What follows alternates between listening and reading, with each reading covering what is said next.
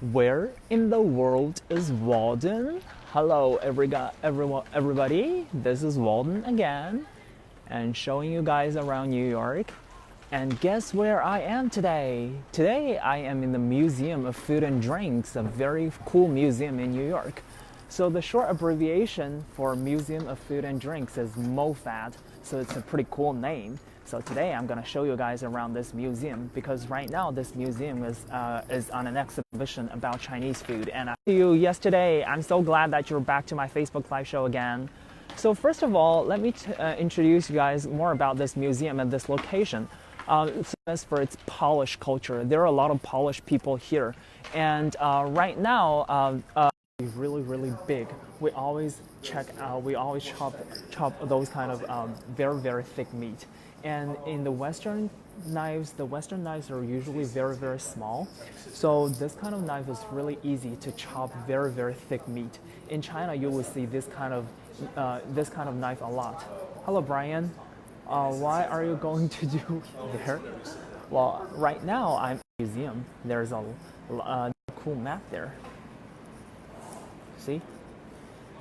I think this is pretty much showing people from all of the countries visiting this museum. So wherever you come from, you can put a sticker on the map where you come from. Let's see whether there are people from my hometown.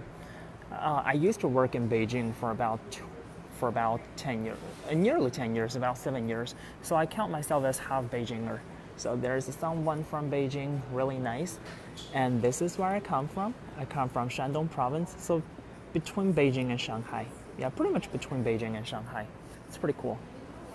Okay, let's just go inside and check out. So because this is a museum of food and drinks, it has a lot of lab stuff. It's pretty cool. For example, this is a very cool machine that will make a lot of sense. Let me try to make a scent.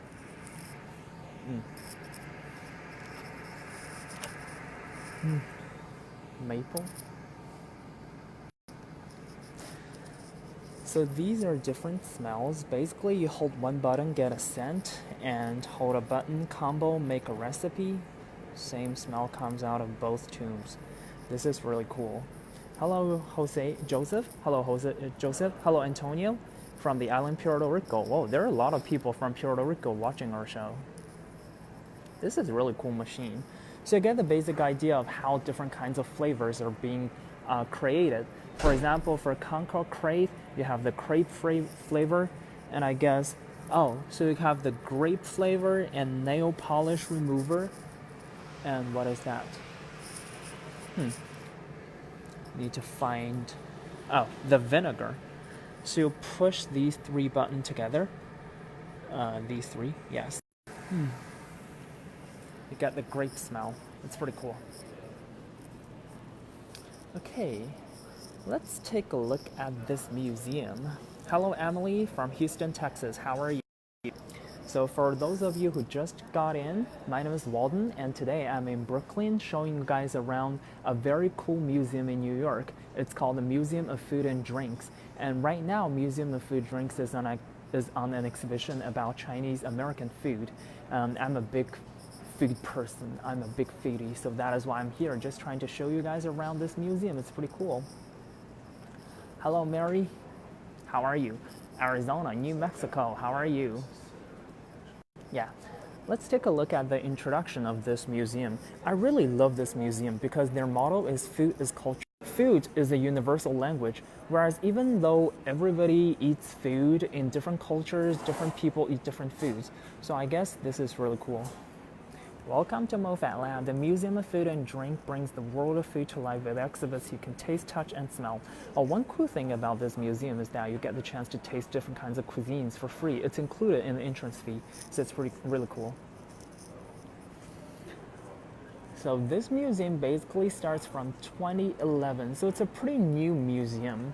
When it comes to museum, the one thing that we will think of is the museums tend to be really big or really small. And when it comes to small museums, the topics will be really narrow. Whereas for this museum, even though it's a really small museum, it has a really big topic. It's Museum of Food and Drinks. So it's like a first of its kind museum. This is really cool. Imagine a museum where you can taste all kinds of food. Isn't that cool? So proud to have reached hundreds of thousands of people through experimental exhibits, digital content programming, and school group visits. Oh, this is so cool. So it started out back in 2011, and now we're here. 2016 to present. So one cool thing about this museum is that right now they are on a very, very cool exhibition. It's called Launches Festivals, Drawing Recognition. New York Magazine is one of the absolute best kids museums in New York. Not only for kids, because I'm an adult, and there are a lot of adults here. Actually, you barely see museum for adults as well. And a series of digital exhibitions on immigrant food cultures extends the museum's reach nationally. Thank you, Brittany, Brian. I'm not a big fan of people. Oh God, if you're not a big fan of people, I guess you're a big fan of food. Hello, Marina from Los Angeles. That is cool. I guess there are more Asian population in Los Angeles compared to New York. I'm not sure. So in this museum, you can see there's a very big wall that is consists of all those different kinds of, all those Chinese food deliveries, the box. A very big box. Let's see the introduction. Curtain of many. This curtain is made of 7,250 takeout boxes. Each box represents approximately 7 of the nearly 50,000 Chinese restaurants in the US. If each box represented a single restaurant, we would need 7 curtains this size. So this is really a cool curtain. It's made up of the Chinese food delivery boxes. I bet if you have ever tried out Chinese takeout food, you will have this kind of box, right? Well, you know what? It's really funny that I have never seen this kind of boxes in China. So this is typically an American invention, whereas it is an American-Chinese invention. It's so cool. Like, it has a lot of Chinese culture, Chinese buildings on, whereas I cannot relate because I come from China. I have never seen this in China. Okay, let's keep going. So right now they're on this very cool exhibition called CHOW, which calls Chow, and this character means fry in Chinese. So this is basically the Cantonese pronunciation of this word. Why they're using Cantonese, you'll find out. Because the simple version of that answer would be the first generation of Chinese immigrants come from Guangdong province. Guangdong speaks, the main language is Guangdong province is Cantonese. We're going to see that soon. So today, this cuisine is served in nearly 50,000 restaurants across the United States. Most are independently owned, yet feature menus that are surprisingly similar. Hello, Fred. Thank you so much. I'm really good today because, like, right now, today, I'm finally inside taking this walking tour toward the Museum of Food and Drinks. Right now, the Museum of Food and Drinks is on a Chinese food exhibition, more like a Chinese American food exhibition. So I'm just trying to show you guys around this museum. It's really cool. See the curtain? It's made up of the Chinese takeaway boxes. It's really cool. They don't have lobster because, like, back then, I guess the Chinese food does not contain lobster here. Okay, first of all, this museum goes on a more like a timeline back in the first wave of Chinese immigrants. So the first generation of Chinese immigrants came to the United States back in the 1849. So in the mid-18th century, thousands of Chinese left home to seek opportunities elsewhere. They fled economic downturn, famine, and political conflict to meet global demands for cheap industrial labor. To be honest, that is true because back then in 1849, China has gone through a really, really bad time. So a lot of people in China are trying to seek opportunities elsewhere. When it comes to opportunities, a lot of Chinese people came to the United States to seek for job opportunities. And what is that job opportunity? That is gold rush. Definitely gold rush. So the promise of the 1849 gold rush in California drew many of the first Chinese immigrants to the United States.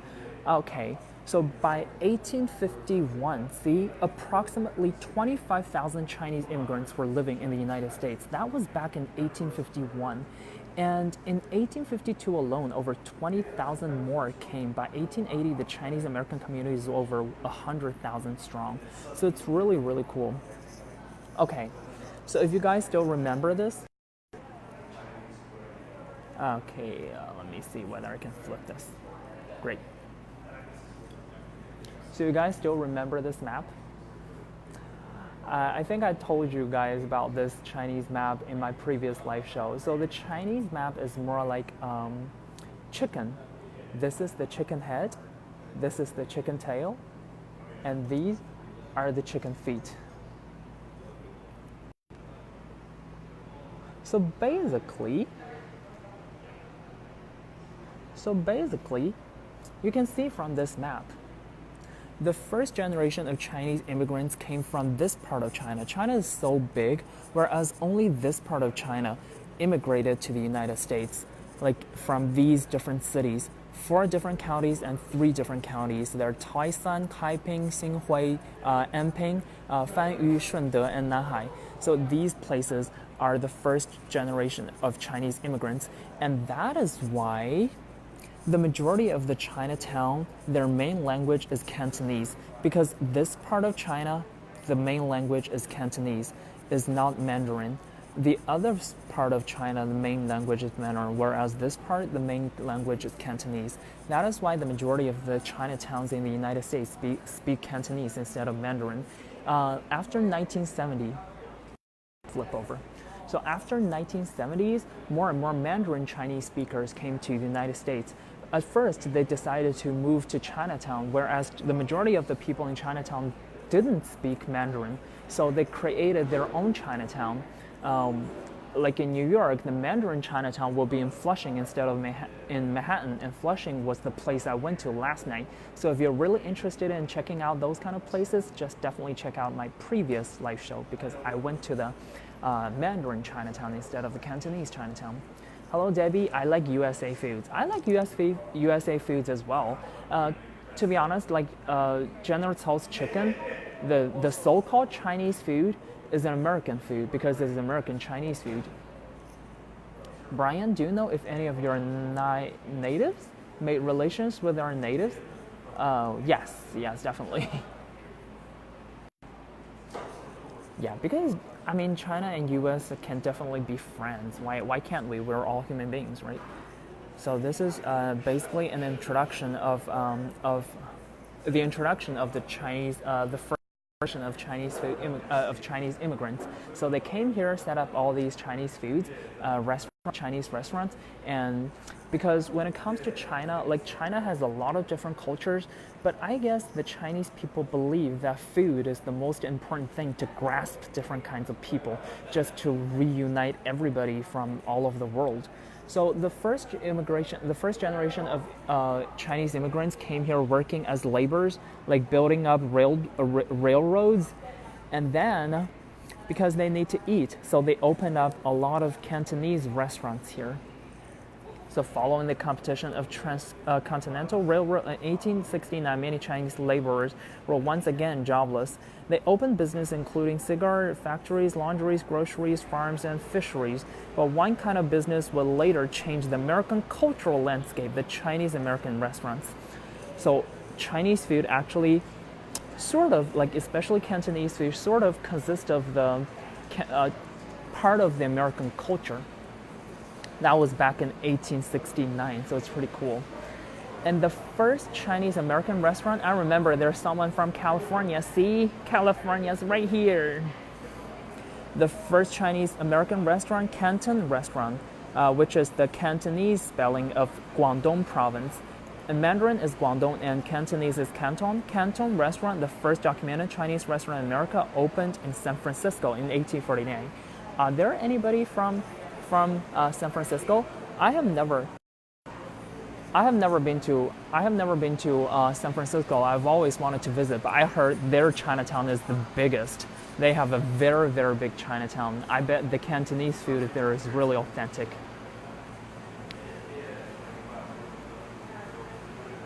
Hello, Tara. Hello again. Thank you so much for watching my Facebook live show. Hello, Don Thomas. What is your favorite Chinese food? My favorite Chinese food is spicy chicken. Spicy chicken is always my favorite Chinese food. It's so good. It's spicy as chicken, and I love spicy and chicken. And fun fact, Nicki Minaj's Chinese nickname is spicy chicken because Nicki Minaj sounds like 麻辣鸡, which means spicy chicken. It's really interesting. Right, are the men behind you mannequins? Let's see. The man behind me. Who is the man behind me? Oh, I think they did not introduce the man behind me. Is there any introduction? Oh, we'll get there. See, there is a walk here. If you have ever heard of Chinese food, or if you have ever stepped into a Chinese food restaurant, you will see this kind of big walk. This kind of big walk is actually Cantonese Walk. Okay, let me just zoom in and see whether we can see the information here clearly. So this is the Cantonese Walk. Can you guys see clearly? Sorry. The metal pan known as the walk in Cantonese or guo in Mandarin is fundamental to Chinese American cuisine. So this kind of walk is really different from the Western walk. First of all, it's pretty deep. You see, it's really deep. Oh, this is my hand. So it's really deep. It's way deeper than the Western pots. The other difference is that it is made of iron, and they have 2 ears. So it's really interesting. They have 2 ears, so it will make easier to hold this kind of walk. So this is the Cantonese Walk. Let's see whether we can see more information here. Just try to learn more things with Walden. The Cantonese style from southern China is more flared and typically has 2 semicircle metal handles attached to opposite sides, which were the ears that I was talking to. The deeper, see, deeper, huh? Deeper bowl-shaped northern style called the Pao Walk has a single long. Oh, I think they have one there. Let me show you guys. This is the Canton Walk, and there. I think this is another very big walk. This is also the Canton Walk. I think this is the Beijing Walk. Yeah, this is the Beijing Walk. See? The flat bottom walk. In 1970, Joyce Chen patented the design for a flat bottom walk better suited for American stoves. This is not one of Chen's models, but indicative of the style. I think this kind of walk is called Beijing style. It's more like Beijing style. See, they have a handle here. So when you hold the walk, it's not that hot. Whereas for this kind of walk, it might be really hot. See, this is a Cantonese style walk. It's called Chuan and Hook and years. Oh no, okay, got it. Okay, let's go back and keep discovering. Hello, Tara. Thank you. I'm fine. Thank you. Alex, why is only 26 people watching this? I guess people went out for lunch, I guess. Yeah, I don't know. Recently, there are not too many people watching my Facebook live show. I'm sad. David, like Beijing Walk. Thank you. Yeah, I worked in Beijing for 10 years, so I consider myself as half Beijinger. Then here comes the really, really dark story. So we just talked about the first generation of Chinese American restaurants, and they created all these Chinese restaurants in San Francisco. And then there was this very, very sad story, is the Chinese Exclusion Act of 1882. During the economic downturn in the 1870s, anti-Chinese violence spread across the western states. White workers felt threatened by the Chinese laborers, whom employers could pay less. Yeah, so this is really sad history for Chinese Americans, because after they created so many Chinese restaurants and sort of like white Americans back then, the white workers felt threatened by the Chinese laborers because Chinese laborers didn't require too much money.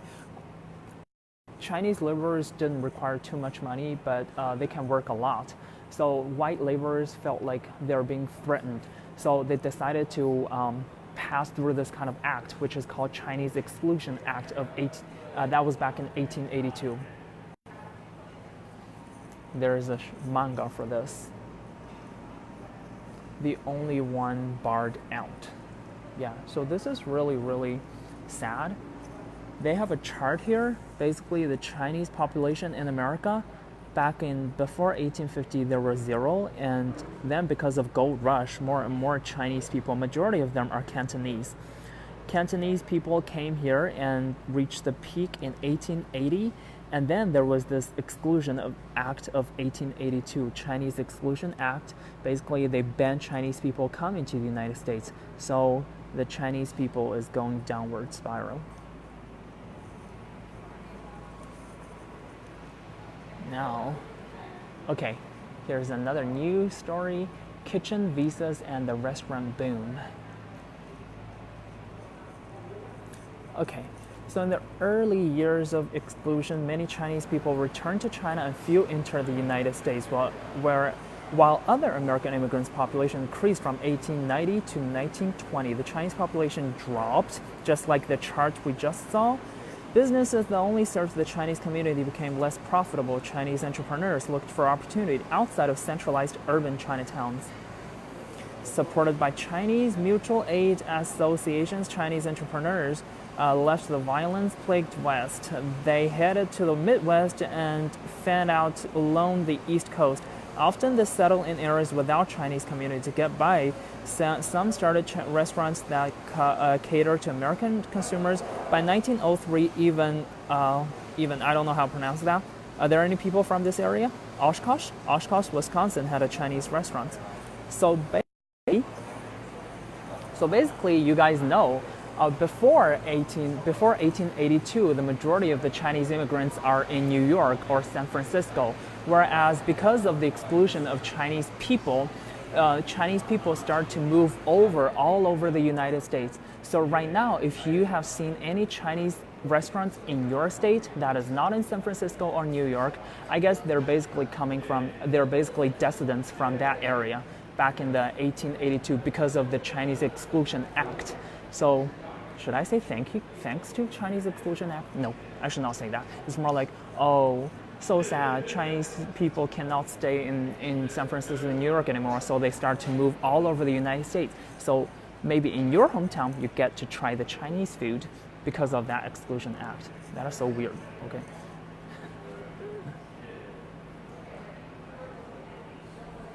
Hello, Tara, they're still threatened. I don't know, yeah. I think like both Americans and Chinese are human beings, so we both work really hard. Well, in my company, I also have a lot of American workers. I talk with a lot of American friends, and they all work really hard. So I don't think it's more like, oh, Chinese people are working hard, or more like American people are working hard. Like, we're both working hard. I don't want to differentiate people based on their race or something. I don't think that's fair. Hello, Defra from Pennsylvania. Okay, let's continue discovering. Oh, there's a quake. Okay, on April 18, 1960, California suffered a massive earthquake. The earthquake caused fires that destroyed most of the San Francisco Chinatown was obliterated. Oh, actually, I don't know about this history. So the Chinatown in San Francisco was obliterated once. Oh, I didn't know that. I should definitely visit Chinatown. Is this the Chinatown in San Francisco? Wow, that was a sad story. So Chinese people living across the U.S. claimed citizenship status by pointing the loss of family records in the fire. This led to the paper family system. Chinese who wished to enter the U.S. Used false documents that showed invented family ties with American-born Chinese already living in the country. Between 1920 and 1940, at least 71,040 Chinese entered the U.S. through this system. These paper families provided a steady source of labor to Chinese-American restaurants. That's a lot of information.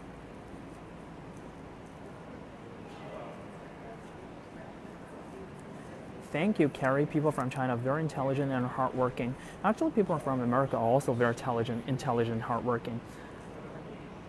I think at last, we should all be global citizens and just ignore the borders. Everything should be borderless, including the food. I believe in the future, the food will be borderless.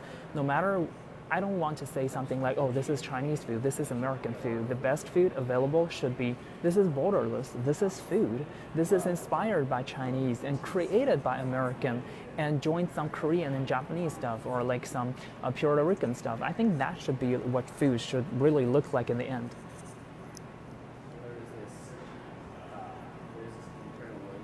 Do you know that California was made sister state and province of China 2014? Really?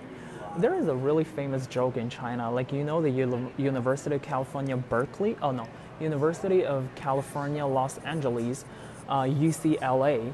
They're with lots of Asians.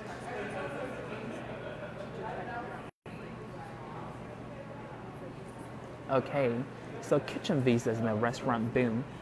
So just like this part we just read, after the earthquake, a lot of people using the kitchen visa. I think this is a sample of the visa or something. I'm not sure. Yeah, really interesting, because this has a lot of information. This has a lot of information. If you're really interested in this history, I'm not going to go over all the things because we still have so many things to go over to watch. So I'm not going to go over everything. If you're really interested in this history and interested in the details of the history, I highly suggest that you can come to this museum and discover by yourself.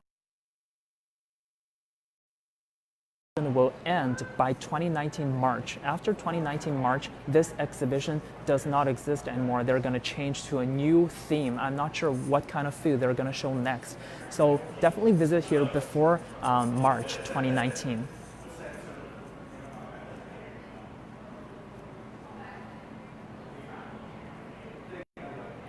Okay, next is inventing. Yeah. I definitely want to say more about this inventing part, to be honest. Okay, in Chinese it's called 杂碎. This kind of dish does not exist in China. This is a very, very classic Chinese American dish created by Chinese, catered to American taste. This is not Chinese food, authentic Chinese food.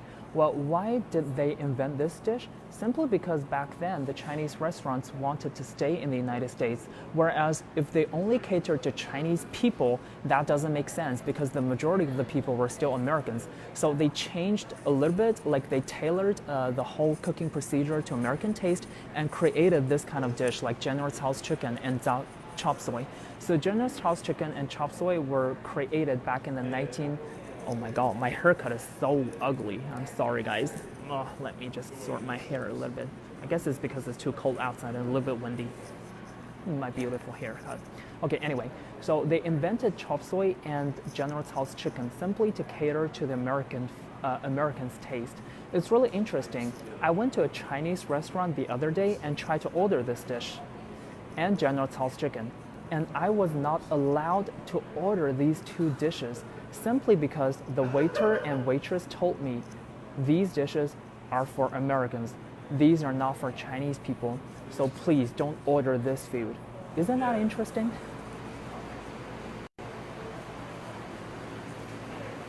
Okay, let me just get it back. Yeah. Chop suey. Chop suey was the first Chinese American dish. I always thought that the first Chinese American dish. Early immigrants may have brought it with them from Taishan, a county in Guangdong province. There it was like a stir-fried blah, blah, blah, blah, blah, blah. So cooks adopted the dish, blah. Okay, so basically you got the basic idea because we're still having a lot of things to go over. Is this, wow, this is so beautiful. Is this the Chinatown in California? I have never. Hello, David. What are your favorite restaurants in New York? Do you know a good hot pot restaurant in New York? Oh yeah, my favorite restaurant, like Chinese restaurants in New York. Let me so you can see my face. So my favorite Chinese food restaurant in New York is called Spicy World. It's in Flushing. They have really good hot pot. So if you're a really big fan of hot pot and big fan of spicy, please go and check out that place in Flushing. It's called Spicy World or Spice World. Should be Spice World. SPICE World. Yeah, it's really good. Hello, Carissa. No, unfortunately, I have never been to California. I've always wanted to go because I heard California and New York are really, really different. Like the East Coast and West Coast are super, super different. So I've always wanted to visit. I think I'm definitely gonna visit by the end of this year, because like, come on, California, it's California.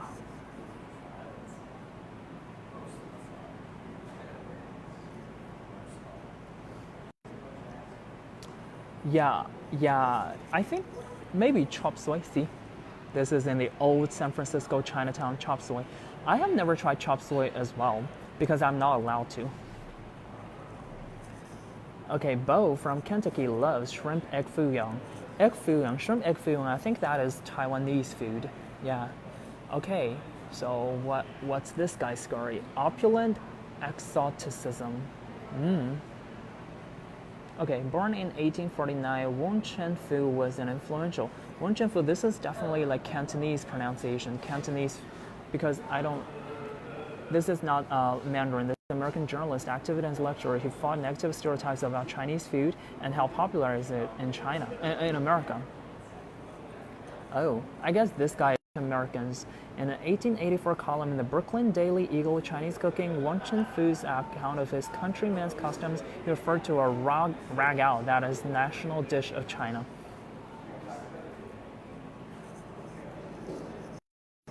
Oh, because the food I just said was actually catered to Americans instead of Chinese. It's not Chinese food, it's American Chinese food. So because I am Chinese, I'm not allowed to order those kind of food, including General Tso's chicken and chop suey. All those dishes are not allowed to be ordered simply because I'm Chinese. Isn't that funny?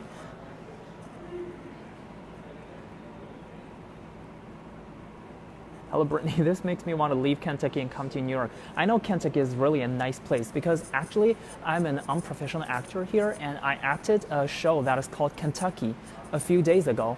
And the main character left Kentucky to New York, whereas a lot of people stayed in Kentucky, and people stayed in Kentucky wanted the main character to go back to Kentucky, not to live in New York. So it's a pretty interesting show. You should check out. I really love, well, that show made me want to go to Kentucky. I know it's really beautiful.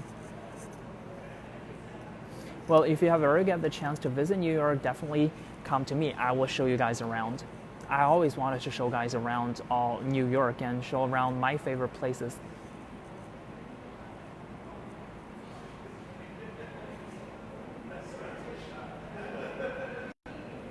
Okay. So, okay, still goes back to the Exclusion Act, the Chinese Exclusion Act, which is a really, really sad story. The Exclusion Act included several conditions to prevent Chinese laborers from entering the country. One condition, which ironically is sort of happening right now, one condition stated that only the main investor in a high-grade restaurant could get a merchant visa. High-grade, like the grade A. Analysis, many had teak wood and guided carving silk curtains. Oh, like this kind of restaurant? Wow. Great. So basically, in order to stay here in the United States to get that kind of visa, you have to make your restaurant fancier. And they decided to make this kind of Chinese restaurant. It's like a palace. Oh my God, it's so cool. Restaurant in New York, Chinese food restaurant. This is so cool. Okay, now comes another sad story. The World War II. On December the 7th, 1949, the Japanese Navy attacked the U.S. naval base at the Pearl Harbor in Hawaii. The U.S. officially declared war on Japan, blah, blah, blah. This is a very, very famous history, so I'm not going to go details. During this time, Chinese Americans took over Japanese-owned business in San Francisco, including fortune cookie manufacturers. So fortune cookie manufacturers, another very famous Chinese American dish. Actually, I really love fortune cookies. You will never see fortune cookies in China. Never, ever. Fortune cookies, you can only see fortune cookies here in America. And we're gonna see a lot of fortune cookies later, so I'm gonna show you guys. Hello, Peter, not blah, blah, blah. I'm just like I don't want to go to a lot of details because we still have part of the museum that we haven't visited yet. So I just if you're really interested in this museum, you can just come to New York and check it out. It's really nice. Hello, James. Hello again. Hello, Carissa. maybe my language is a little bit extreme. It's only like when I go to that Chinese food restaurant and I want to order like General Tso's chicken and chop suey, and they just don't want me to order. It's more like that.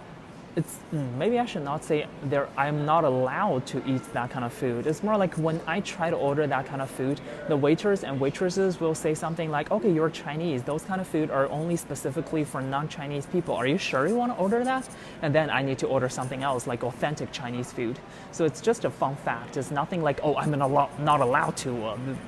They will put me into prison if I just eat chop suey. It's not like that.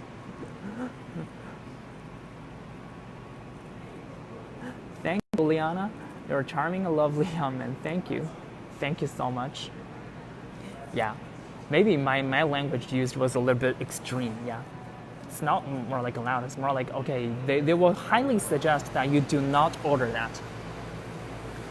So now the Exclusion Act repealed, yeah, which is a good thing. Japan's wartime propaganda used Chinese exclusion to weaken ties between U.S. and China, a sad thing. Congress repealed exclusion to fight this propaganda, not to combat racism at home. On December 17, 1943, Congress passed the Magnuson Act. It repealed the Exclusion Act of 1882, yay, and gave citizenship to all Chinese Americans, yay. Yet the Magnuson Act was a compromise. It still limited Chinese immigration to the U.S. But, okay, anyway. Many Americans fear that Russian new Chinese immigrants will cause job competition, which is still the same reason we just saw before. Like some Americans felt threatened by the Chinese laborers, so they don't want. As a result, the Magnuson Act only granted 105 Chinese visas each year. These were based on ancestry, this kind of different standard. By comparison, the U.S. allowed 28,567 Irish visas, which is where I came to the United States living in Hell's Kitchen.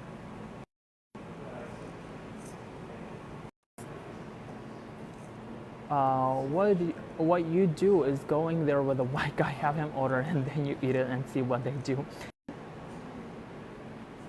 Maybe they just want to make good impression on you for customers coming from China. Oh yeah, that is true. Maybe they just want to give good impression. Like, okay, I'm a Chinese. I come to this Chinese restaurant, so they expect me to eat like very, very weird Chinese food. I guess that's what they originally intended for. Thank you, James. Thank you so much. Okay, now we came to the mid-century mainstream. By the end of World War II, the Chinese food had entered the American mainstream.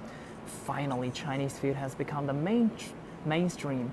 Well, this is actually new to me as well, because I did not know that Chinese food became Americans' mainstream until the World War II.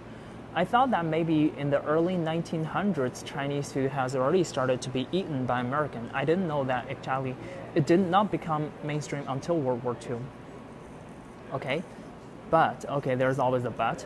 But the food they served had also entered American homes. Ooh. Supermarkets sold packaged Chinese convenient foods made by companies like La Choy and KK. These promised customers a shortcut to their favorite restaurant dishes. Okay, nice. So these are Americans' favorite Chinese food. Really cool. The Peking Noodle Parlor. I don't think I have enough time to introduce everything about this restaurant. What I'm talking about this museum, so you get the basic idea. I think this is trying to mimic one of the Chinese food restaurants back in World War II. After World War II, we're going back to history. See, now we have come to the chop suey backlash. Cold War, okay? Back to the Cold War history. The U.S. fought communism abroad, including in China at home. Anti-discrimination laws opened jobs, housing, and schooling opportunities for all Americans. How come that there are only 12 people? How come that there are only 12 people watching my Facebook live show? Is it because it's lunchtime? Okay. Facebook live show is pretty informative. I love Chinese food. Unfortunately, Li Shen says in China, food is not just nourishment, it's also medicine. Yeah, that is true. There is a lot of Chinese foods that are medicinal. For example, the medicinal Chinese cuisine. I used to eat a lot of black chicken soup back in China, especially when I feel really, really hungry or when I feel weak. Hear me? Yeah, I think there is a low connection here. You know, in New York, this is one of my least favorite thing in New York, because when you're in New York, like the signal sometimes can break up out of nowhere. The signal here is not very good. So you get the basic idea. Okay, just show you guys all these very, very beautiful utensils and the books back then. Well, really interesting. A cookbook, a Chinese cookbook. I guess Chinese food is the very first Asian cuisine that came to the United States. The early Chinese food menus. The fortune cookie. I guess I'll have to stand here because the signal there is a little bit bad. I hope you guys can see clearly. So it still says low network connection. A Japanese warfare called Tsujirura Senbei. These wafers are baked on iron grills and folded around a paper fortune. So it was created by the Japanese people, by Japanese Americans. So fortune cookies appeared on Chinese American menus in the... No, what is happening? So the fortune cookies appeared on Chinese American menus in the 1920s as fortune tea cakes. By the late 1950s, Americans consumed an estimated 250 million fortune cookies each year. So it's created by the Japanese people. It's really interesting. And this is the machine used to create the fortune cookies. See? It's pretty cool. Hello, Carrie. I wanted to try the mooncake. I guess mixed up with the moon pie, but again, the traditional dessert I heard about the mooncake. Yeah, mooncake is a famous Chinese dessert that is being eaten during the Mid-Autumn Festival. You can only eat mooncake. I think all the supermarkets will only sell mooncake during the Mid-Autumn Festival. So maybe you just have to wait for the next year's Mid-Autumn Festival to eat mooncakes. This is the machine to create the fortune cookies. And here are the fortune cookies. Sorry, guys. I'm so sorry, guys. I have to eat a fortune cookie because I'm feeling a little bit hungry. Okay, let me just try to change my fortune because I've been kept having bad lucks for the past few days. So I really need a fortune cookie to change my fortune. Sorry guys, you don't get the chance to eat the fortune cookies with me, but if you have ever get the chance to come to New York, I will treat you fortune cookies from here. A lot of very, very beautiful fortune. Let's see what my fortune would be. Oh, I really need a cameraman, I think. Oh God, this is so hard to handle.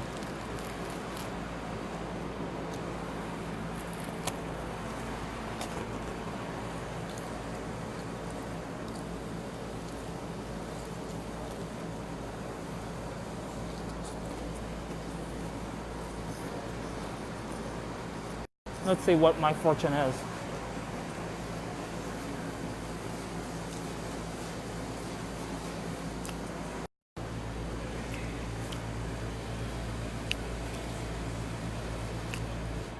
Little and often makes much. Little and often makes much.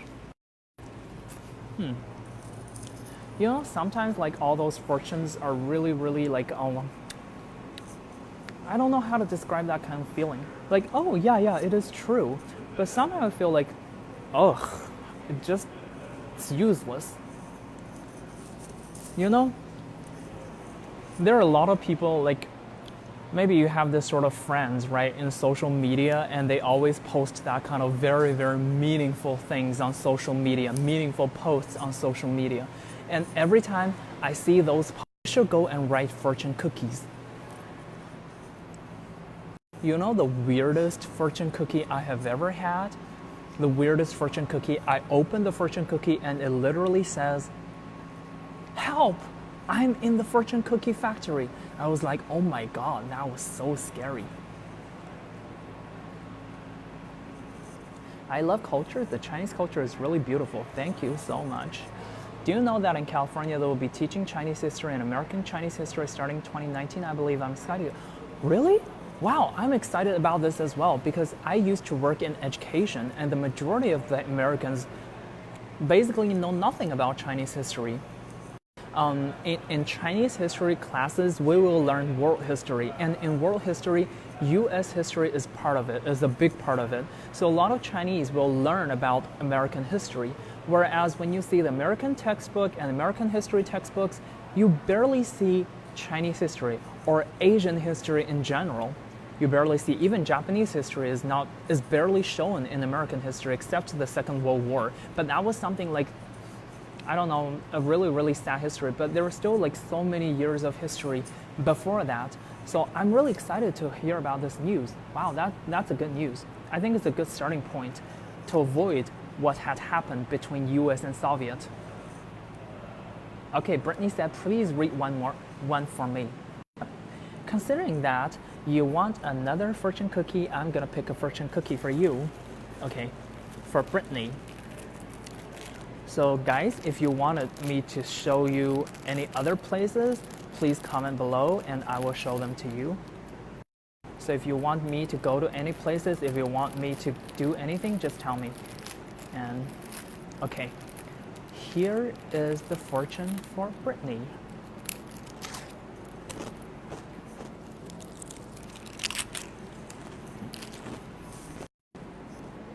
Oh, it's backward.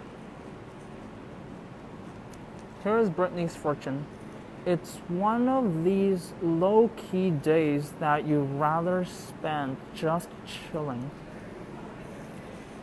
It's one of those low-key days that you'd rather spend. Okay. Anyway, no comments.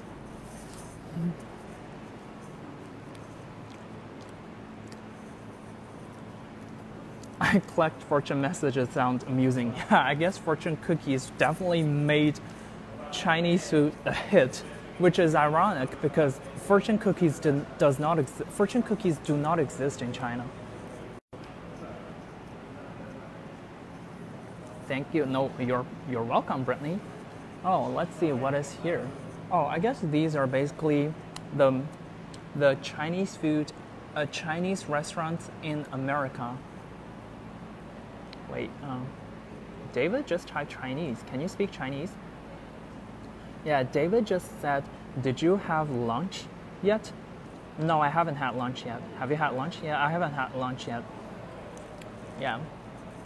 Because I'm so excited to show you guys this museum. Isn't this cool? Look at this past Chinese food menus. It's basically the same. Don't you think so?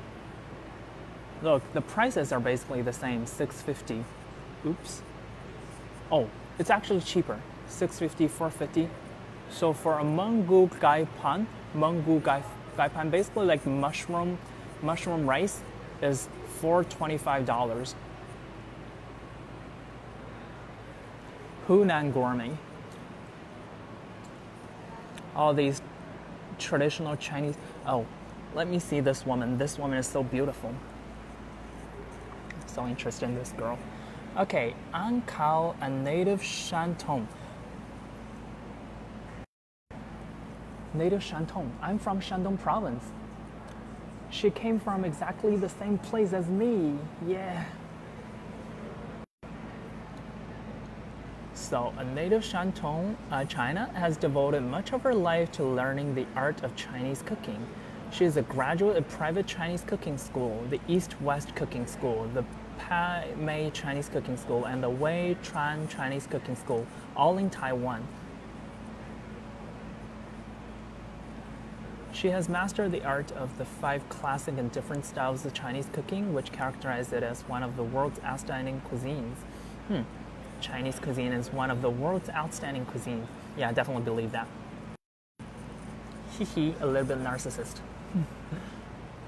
Okay. Carissa, come to California, Chinatown, and San Francisco. They have traditional Chinese medicine shop. Oh, actually, there is also traditional Chinese medicine shop in New York. But I suppose that the one in San Francisco is definitely bigger. because there are just so many Chinese immigrants there. I want you to do a review and tell me how Chinese American medicine shops in California compare, how they are the same and how they're different. That would be good. Oh, you just gave me an idea. Maybe next time I should go to a Chinese medicine store to take you guys a walking tour toward the Chinese medicine store in New York.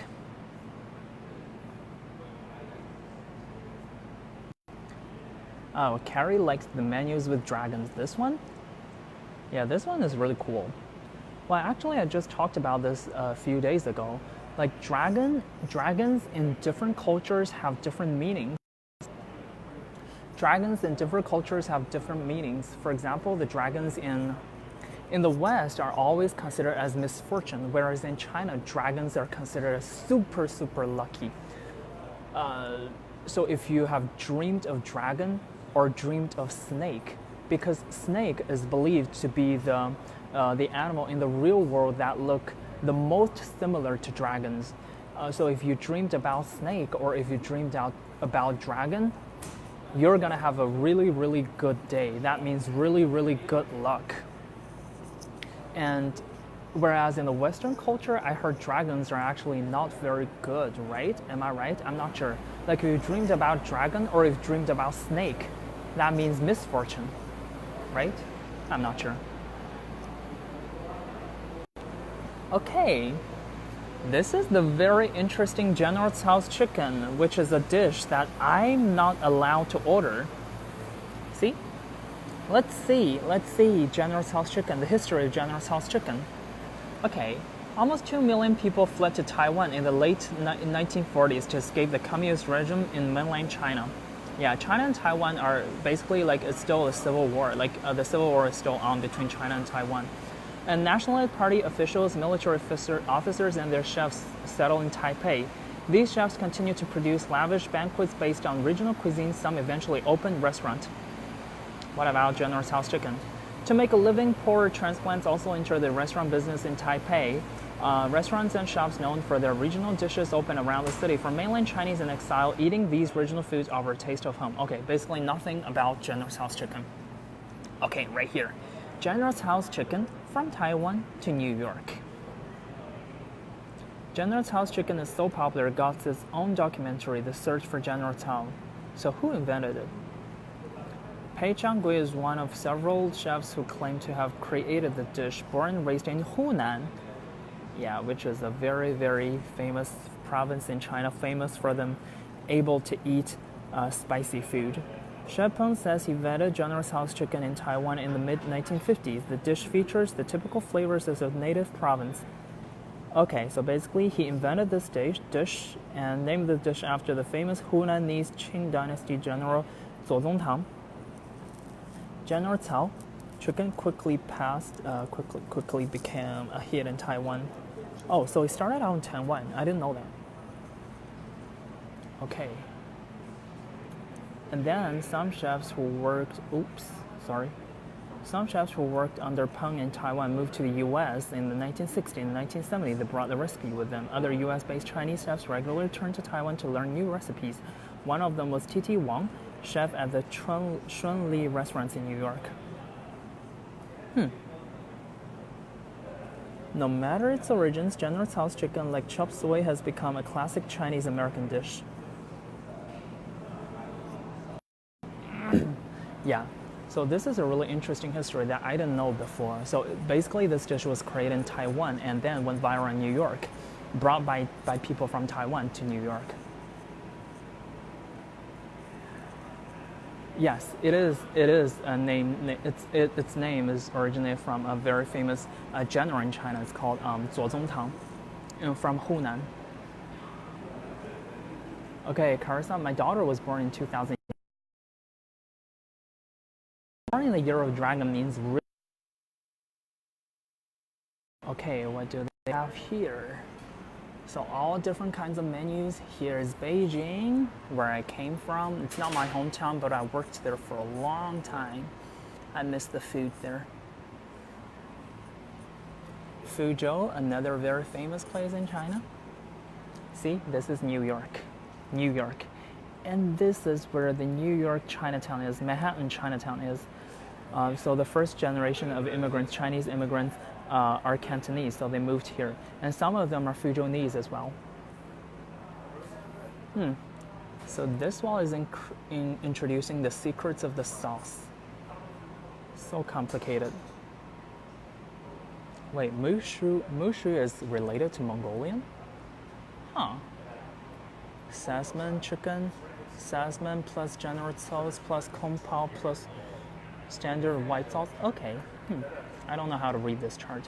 So standard white sauce is considered water, cornstarch, and salt. And then you add this into wonton soup. You add egg that will make into egg drop soup, and you add these things that will make hot and sour soup. Is that what it means? I think so. Yeah.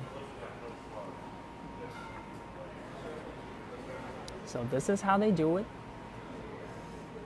And they have the wok station stir frying. This is really cool. See the wok. So cool. I can never do that. Can you do that? If I just do this movement, all the vegetables will fall out. I have no idea how they're able to maintain the vegetables inside the wok. I mean, who can do that? Behind the menu, all different kinds of Chinese food here. The very early Cantonese food and Chinese food, northern Chinese food and southern Chinese food. Kung pao chicken here, one of my favorite dish. What is kung pao? Kung pao is not, kung pao literally, okay, let's see. Here, named for the title of the 19th century Sichuan governor, or gong bao, the traditional version of features chilies and mouth-numbing Sichuan peppercorns to create a tingly spicy sensation called mala, which means spicy, numb and spicy. Chinese American restaurants tame the dishes, heat, and leave out the Sichuan peppercorns. Yeah, so it's basically, gong bao is a Sichuan governor. Used to be Sichuan governor. Sesame, yeah, I love sesame as well, especially sesame oil. You can cook using the sesame oil. It's really delicious.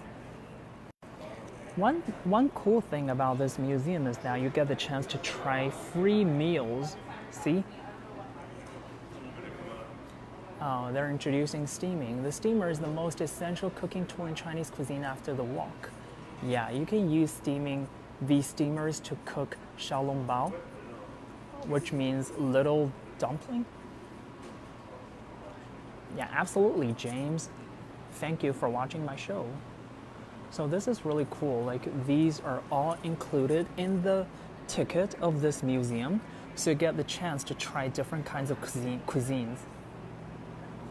Yeah, this is the part that I didn't get the chance to introduce. Basically different kinds of chickens and different kinds of chicken and stuff. If you're really interested, if you're really interested in this museum, you can come here and check it out. This exhibition will end at March the 2019th. So definitely come here before March of the 2019th. There's still one thing that I would like to talk about. Cuisine, the MSG. Yeah, there are also MSGs in tapioca and potato chips. So actually MSG is not that, I think MSG put a little bit MSG is not like that harmful, because there are even more MSGs in potato chips than in Chinese food. So there is a rumor saying like, oh, is it because MSG destroyed Chinese cuisine? I don't think that is true. Let's see what, okay. So in 1908, this guy identified a chemical in seaweed that produces a pretty unique taste. So it was created by a Japanese chemist, Japanese. And then in the US, food manufacturers actually imported MSG to their coined items as early as 1926. So this is a basic introduction of MSG.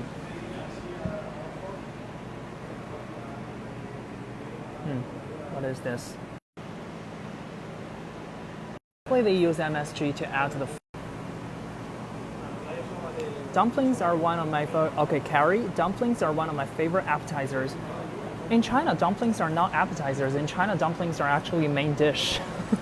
Yeah, especially during the New Year, the Chinese version of New Year, which is called the Spring Festival, we use dumplings as our main dish. It's super important because the shape of the dumplings look like the traditional Chinese money. So eating dumplings means you can have a good fortune. And in traditional Chinese cuisines, Chinese dumplings, we will put one coin into the dumplings. So whoever eats that coin, eats the dumpling that has a coin inside, will have good luck, good fortune for the rest of the year. So it's a really interesting custom. Oh, I'm sorry that you got allergic reaction to MSG. Yeah. I actually, right now, I don't see a lot of people cooking with MSG anymore, but I guess MSG is definitely a rumor. I don't think it's that harmful. So different chickens, roosters, or hens. See, so cool. This is black chicken, black rooster. Black rooster. Using this kind of black chicken. See? He's looking at us. He's looking at me. He monitors how. So this museum is really cool, actually. What is your favorite dumpling restaurant in New York? Well, my favorite dumpling restaurant in New York is called Vanessa's Dumpling, but I still prefer to cook dumplings by myself at home and do the Facebook Live show with you guys. Looks like you guys are chicken. Each year we consume almost about 27 billion chicken worldwide. In 2015, Americans were responsible for 1/3 of that, about 9 billion chickens. That's over 90 pounds per person. Where did all these chicken come from? How did they become such a popular food? Today's supermarket can be traced to the red jungle fowl native to Southeast Asia. Okay, the history of chicken. The relationship between human and chicken stretches back nearly 10,000 years. Americans really love chicken. Oh my God, yeah. And I love chicken as well. See? I'm standing between the chicken and I became good friends with them. Cuckoo, hello. Hi. Don't bite me. Okay.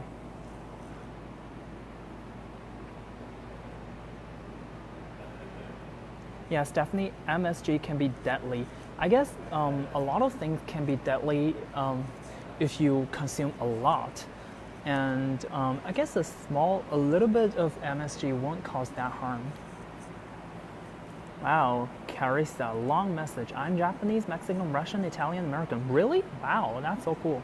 My Chinese friend shares some history of China with me during wartime. I'm fourth generation born mixed heritages. I always envy people like you because you grow up with different cultures, you know a lot of histories from different cultures, and you have very complicated palate that can eat all different kinds of food. I want you to know that I have not known what my ancestors have done. This is why I think it's really important that Chinese history, American Chinese history, learn in California. Oh, okay. But it's never too late to learn. When my friend in China told me that my ancestors had done, I was immediately ashamed, deeply sorry for this. I'm very happy to know that this series were finally taught here in California. This way, atrocities never happen again. Love my friends in China, here in California, very good friends. Thank you so much. Thank you for such a warm, full message. Yeah, I definitely believe that history, because in China there is a saying, I don't know whether they have this saying in America, there is a saying in China like history is a girl that can be made up by anyone. So it's really hard for history to be made objective. A lot of the times history can be super subjective based on what kind of culture you're being what kind of culture you came from or what kind of textbook you're reading. So I guess one good thing about learning history, or one good thing about America, is that you get the chance to see all different kinds of perspectives from different kinds of textbooks.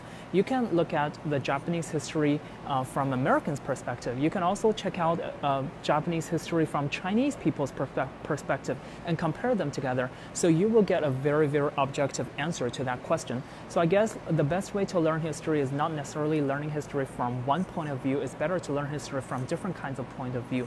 Not necessarily in America, but also like people from all over the world. You can travel to different places, go to museums, or go to that place's libraries to check out the history that you're interested in, and you might see a very different perspective. See, chicken, hello, how are you?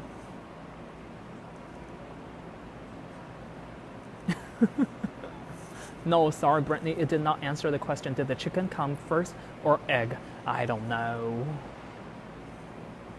Yeah. Okay, thank you guys so much for watching my Facebook live show today. I hope I gave you a very good tour around this museum. Overall, I really like this museum, even though this museum is not very big, but it is super, super informational, and it is really, really important for Americans to know the Chinese immigrant culture, because Chinese immigrants definitely consist of a very large portion in American population, and there are more and more people coming to more and more Chinese people coming to the United States, and more American people going to China. So it's really important for both of us to know each other's culture. And if you're really not interested in history, come on, you're definitely interested in food, right? If you're not interested in food, you definitely have ever had Chinese food, right? So it's a really great starting point to learn different cultures starting from food. So I guess I'll see you guys next time. If you're interested in my Facebook live show, please, you can tell me where you want to see, and I will show you guys around those kind of places in New York, or what kind of culture you want to see. For example, I remember somebody said about Chinese medicine, so that inspired me. Maybe I'm going to go to a Chinese medicine next week, but not sure. So the only way to check out where I will be is to stay tuned to China Plus America and find out where is Walden. Okay, thank you guys so much. I'll see you guys next week. Have a good day, and bye-bye.